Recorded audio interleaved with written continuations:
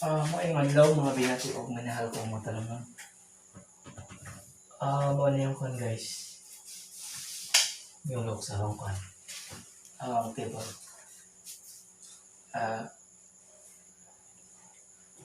Nilog nyo kita karong Pasko matalam na.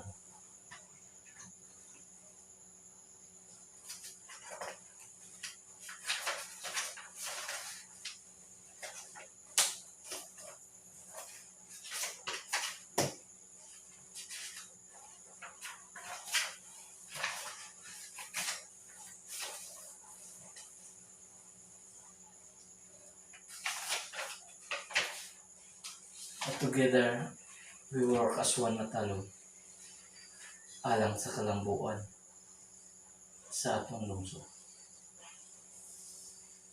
Because I believe sa pinabangay makuha ang atong pangandoy na mas mulambo ang atong lungsod. One matalom, one destination, one goal alang sa atong lungsod. We work as one matalom karong 2021 po. Kinahanglan dyan ang magtinabangay ta matanon para ma-achieve na to ang atong kwan. Ang kalambuan sa lungsod sa Matalom, Leyte, Philippines. Welcome sa kwan kanang December December 1 na gyud, hapit nagpasko.